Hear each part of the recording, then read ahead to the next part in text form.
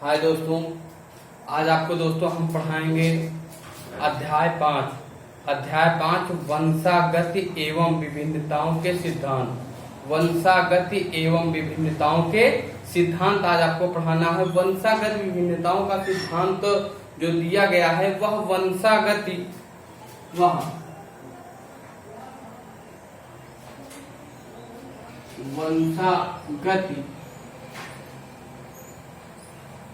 और दोस्तों वह आनुवांशिकता पर दिया गया है।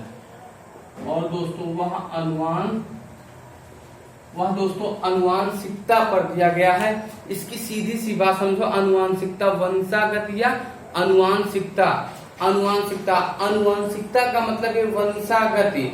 हम अपने पूर्वजों का लक्षण, हम अपने माता पिता के लक्षण पाते हैं, वो वंशागत। जैसे हम किसी का पुत्र छोटा हो जाता है, किसी का पुत्र बड़ा हो जाता है, किसी का पुत्र बौना हो जाता है, इस प्रकार के उनके माता पिता के लक्षण उनमें मिलते जुलते हुआ करते हैं। इसका मतलब ये हुआ करता है आनुवांशिक लक्षण का एक पीढ़ी से दूसरी पीढ़ी में जाना।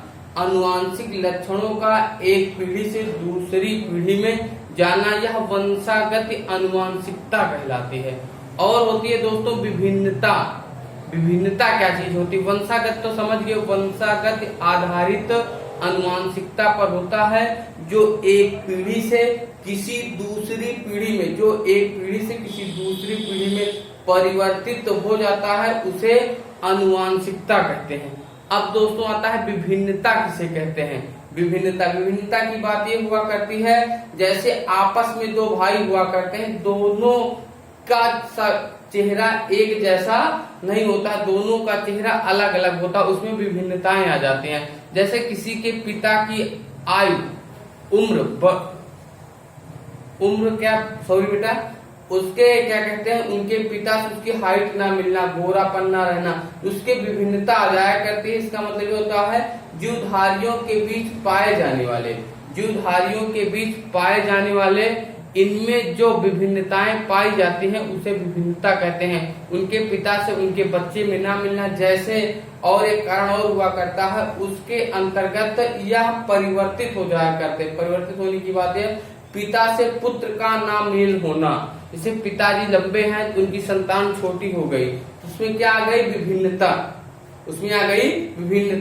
और कभी कभार ऐसा हुआ करता है आपस में दोनों भाई सेम जैसे लगते हैं, लेकिन वो विभिन्नता नहीं कहलाती है। वो विभिन्नता हुआ करती है कि उनके पिता से उनके संतान के लक्षण मैच ना हो। अगर उनके संतान के लक्षण मैच नहीं होंगे तो वह विभिन्नता कहलाएगा। इसलिए जीवधारियों के बीच पाए जाने वाले जो अंतर मिलता है उसे हम सब लोग विभिन्नता कहते हैं, ऐसा माना जाता है दोस्तों। ठीक है दोस्तों, अब आनुवांशिकता और वंशागत और विभिन्नता की हम परिभाषा लिखते हैं। ठीक दोस्तों,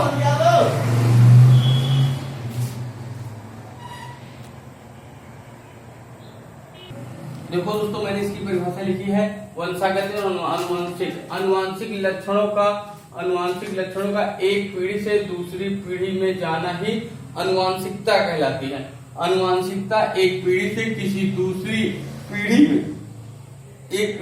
दूसरी पीढ़ी में जाना ही आनुवांशिकता कहलाती है। और बेटा मैंने क्या कहा? विभिन्नता जीवधारियों के बीच पाए जाने वाले उनमें जो अंतर आता है वह विभिन्नता कहलाती है। जैसे उनके पुत्र से उनका कोई प्रकार का मेल ना होना, उनमें अंतर आ जाए, इस प्रकार से उसे हम कहते हैं विभिन्नता। बात आई दोस्तों समझ में? इसे कहा था विभिन्नता और आनुवांशिकता। अब आगे बताते हैं आनुवांशिकी किसे कहते हैं। आनुवांशिकी दोस्तों, इसे आप स्टार्ट स्क्रीन फोटो ले लो, फिर आपको हम बताएं।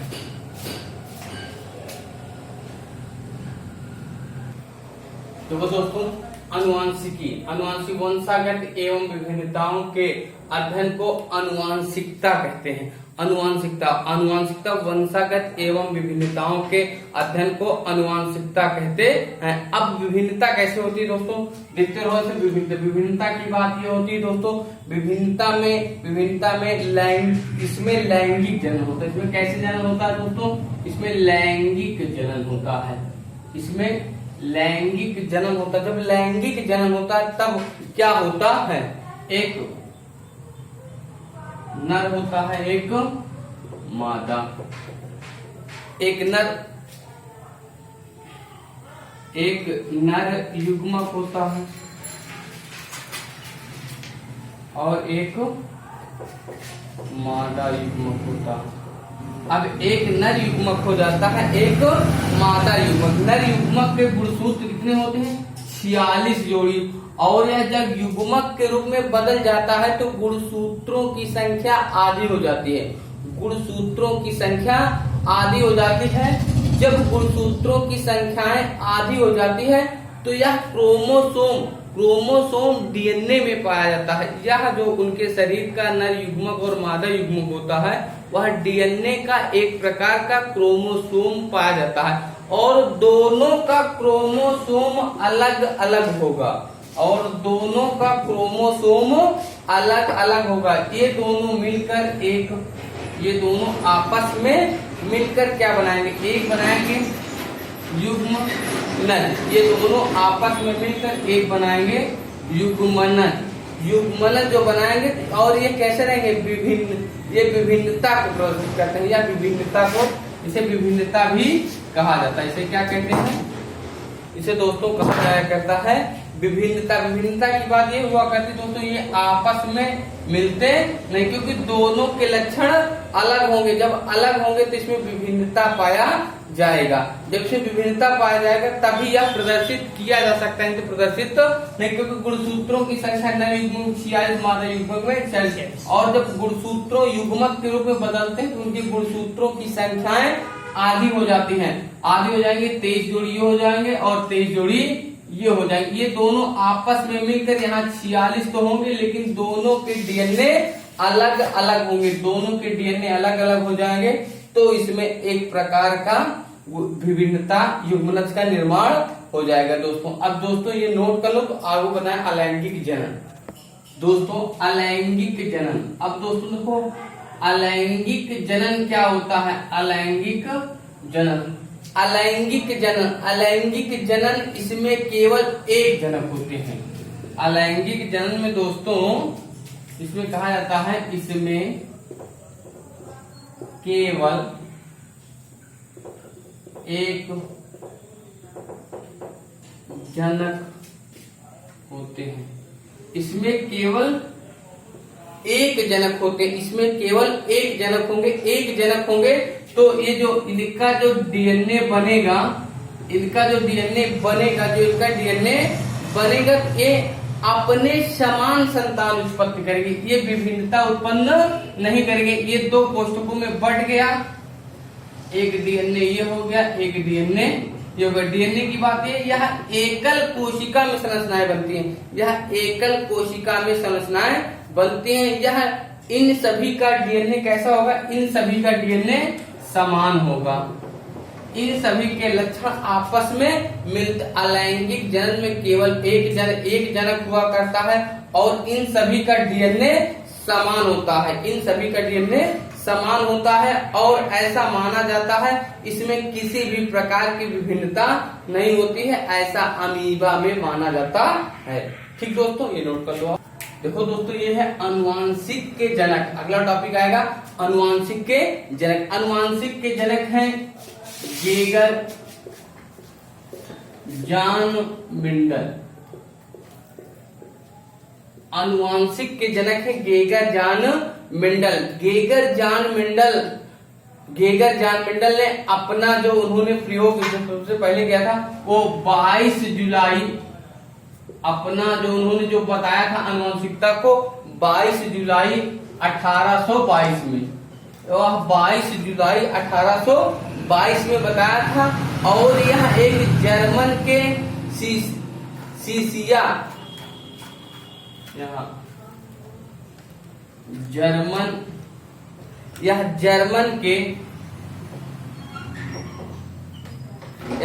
के सिया में हुआ था।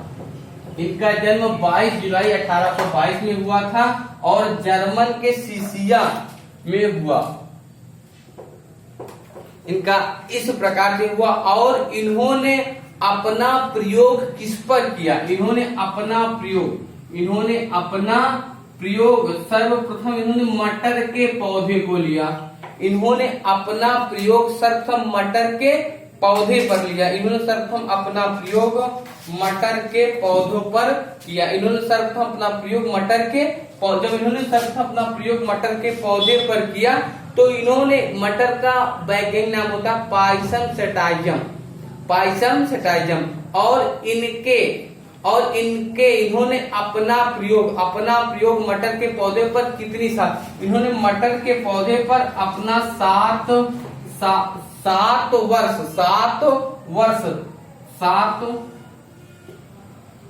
वर्ष तक प्रयोग किया।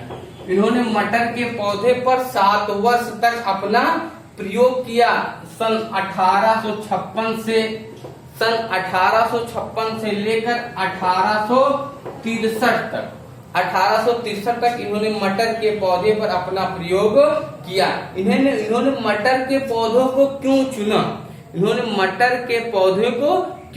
मटर का पौधा इसलिए चुना क्योंकि मटर का पौधा एक वर्षीय होता है। और मटर का पौधा एक वर्षीय होता है और ऐसा हुआ करता है। मटर के पौधे को बगीचे व गार्डन व क्या कहते हैं घरों के छतों पर थोड़ी सी मिट्टी डालकर उगाया जा सकता है। और इनके लक्षण लंबे व बौने हुआ करते हैं। ये पौधे छोटे भी होते हैं और बड़े होते हैं। और तीसरा पॉइंट ये था इसका दोस्तों, वो यह उभयलिंगी होते हैं। यह कैसे होते हैं? उभयलिंगी होते हैं। इसमें नर व मादा दोनों उपस्थित होते हैं। और अगला पॉइंट, इसमें स्वपरागण पाया जाता है और पर परागण पाया जाता है। इसमें स्वपरागण और इसमें पर परागण पाया जाता है। इसमें स्वपरागण व पर परागण पाया जाता है। इन्होंने जो लक्षण को प्रतीत करने के लिए इन्होंने क्यों चुना था? इन्होंने 7 लक्षणों को बताया था। इन्होंने कितने लक्षणों को बताया था दोस्तों? इन्होंने 7 लक्षणों को बताया था। मटर के पौधे में 7 लक्षणों को बताया था दोस्तों। ये नोट कर लो फिर आपको बताएंगे। देखो दोस्तों, इन्होंने 7 लक्षणों को बताया था। इन्होंने क्रम संख्या लक्षण प्रभावी और अप्रभावी क्या? इन्होंने पहला लक्षण जो लिया था लंबाई। फिर अप्रभावी लक्षण क्या हुआ करता था? लंबा और उसका बौना। और उन्होंने दूसरा लक्षण जो लिया था बीज की आकृति कैसी होनी चाहिए?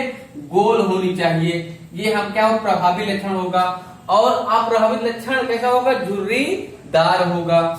और इन्होंने तीसरा ऑप्शन लिया था बीज का रंग। बीज का रंग कैसा होना चाहिए? पीला होना चाहिए। और अप्रभाविता क्या बताएगा? हरा। अब चौथा ऑप्शन लिया था पुष्प का रंग। पुष्प का रंग कैसा होना चाहिए? बैगनी होना चाहिए। और अप्रभाविता कैसा होना चाहिए? सफेद होना चाहिए। और उन्होंने पांचवा ऑप्शन लिया था पुष्प की स्थिति कष्ट होनी चाहिए। पुष्प की अस्तित्व कष्ट और प्रभाविता में आकष्ट होनी चाहिए। और उन्होंने छठवां ऑप्शन लिया था फली का रंग कैसा होना चाहिए? हरा होना चाहिए। फली का रंग हरा होना चाहिए। और अप्रभाविता में पीला होना चाहिए। और इसका 7वां लक्षण था फली की आकृति कैसे होनी चाहिए? फैली हुई होनी चाहिए। और कैसे होनी चाहिए? सुकड़ी हुई होनी चाहिए। इन्होंने 7 लक्षणों को इस प्रकार से बताया। पुष्प में ऐसे लक्षण प्रतीत होते हैं मटर के, तभी उन्होंने मटर के संक्रमण को बताया। इन्होंने प्रस्तुत किया तो कुछ वैज्ञानिकों ने इनके मान को मानना सही नहीं समझा। तो कुछ समय के बाद कुछ वैज्ञानिकों ने इनके ऊपर प्रयोग किया। तो वो प्रयोग अब आपको बताते हैं दोस्तों। वो प्रयोग अब इसे नोट कर लो, फिर आगे आपको बताएं। देखो ये बच्चों अगला टॉपिक है मेंडल का प्रयोग जो हुआ करता था। मेंडल के जो प्रयोग किए गए उन्होंने 7 लक्षणों को बता दिए दोस्तों। अब इन्होंने अपना प्रयोग कैसे किया? इन्होंने अपना प्रयोग 2 प्रकार का बताया। मेंडल का प्रयोग 2 प्रकार का बताया गया दोस्तों। जो 2 प्रयोग था उसमें उन्होंने पहला प्रयोग जो किया था वह एक संकरण किया था। इन्होंने पहला प्रयोग अपना एक संकरण किया। और इन्होंने दूसरा प्रयोग, अपना दूसरा प्रयोग किया था द्विसंकरण में। इन्होंने दूसरा प्रयोग अपना द्विसंकरण किया था। उस द्विसंकरण का प्रयोग किया। इन्होंने पहला प्रयोग क्या किया, एक संकरण।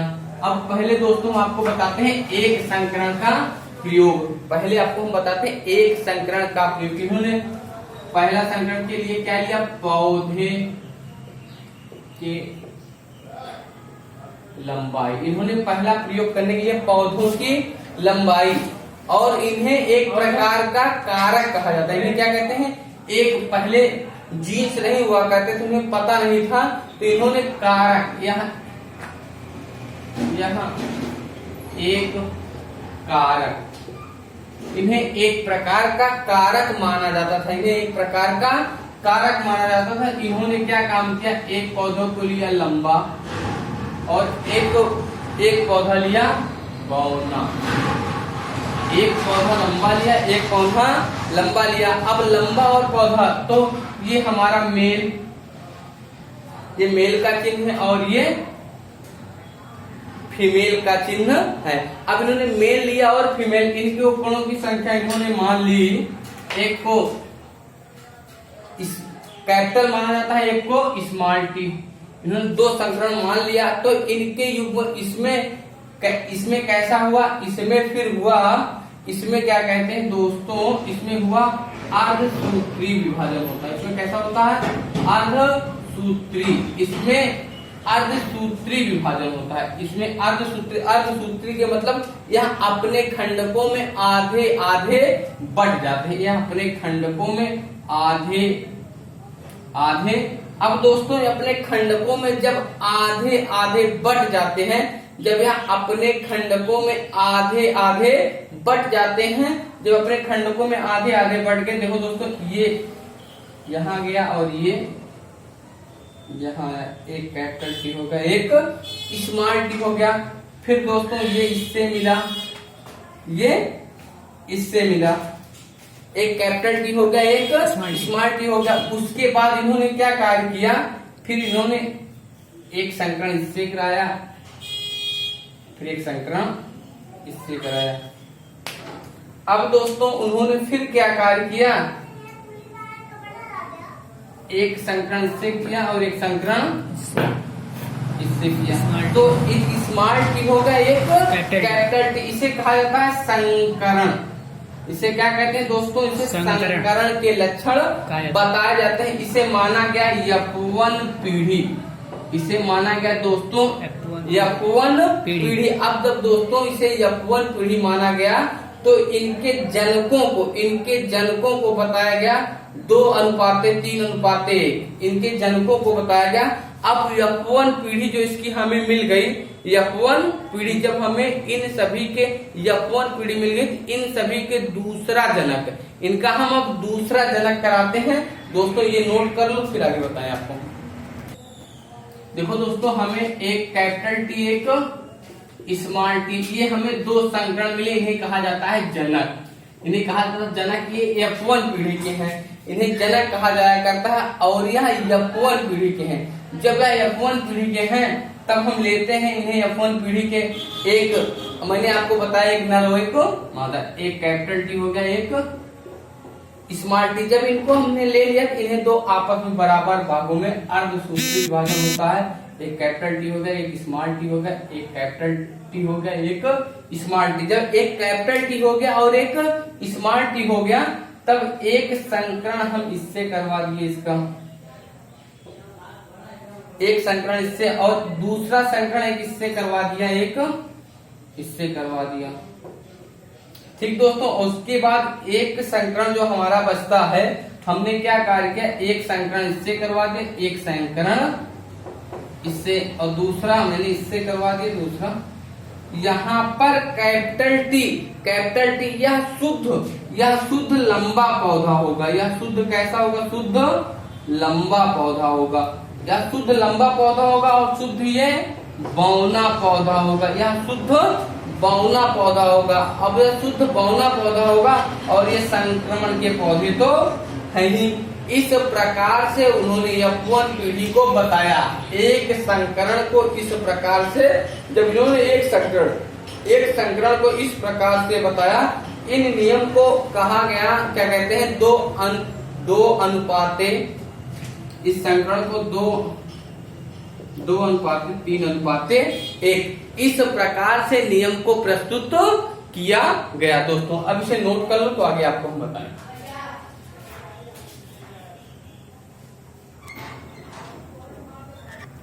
देखो दोस्तों, इन्होंने प्रयोग दूसरा अपना द्विसंकरण कैसे बताया। द्विसंकरण बताने के लिए इन्होंने पुष्प के लिए बीज का आकार, इन्होंने बताने के लिए क्या लिया, बीज का आकार।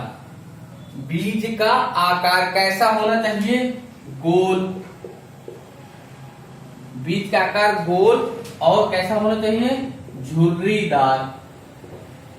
कैसा, गोल होना चाहिए और कैसा होना, झुर्रीदार। और इन्होंने दूसरा पुष्प लिया, बीज का रंग।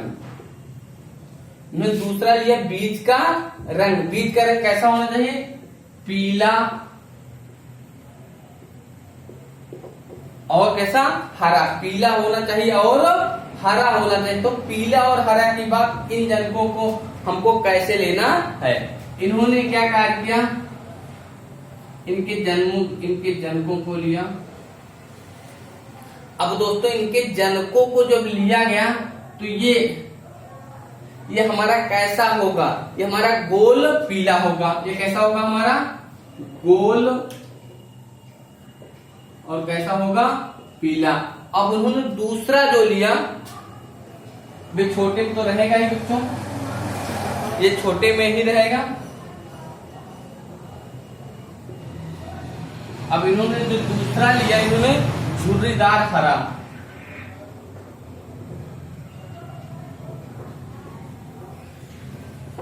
अब दोस्तों इन्होंने लिया झुर्रीदार हरा। अब झुर्रीदार हरा जब लिया दोस्तों, तो इसमें पहले कैसा होगा, अर्धसूत्री विभाजन। इसमें कैसा होगा, अर्धसूत्री। इसमें अर्धसूत्री जब विभाजन होगा तो यह अर्धसूत्री विभाजन हुआ, एक स्मॉल हो गया, दोनों ये बढ़ गए। और फिर इसमें भी होगा अर्धसूत्री विभाजन। जब इसमें अर्धसूत्री विभाजन हुआ तो ये छोटे में बदल गया। अब ये हमारा, इसे कहते हैं युग्मक। इसे क्या कहते हैं, युग्मक। इसे युग्मक कहा जाया करता। जब इसे युग्मक कहा गया तब इन्होंने इसकी प्रति, इन दोनों के प्रति जब क्रॉस करवाया, इन दोनों के प्रति जब क्रॉस कराया तो क्या प्राप्त हुआ, इन दोनों के प्रति जब क्रॉस कराया गया तब ये क्या बनता है, तब ये क्या बनेगा, ये बने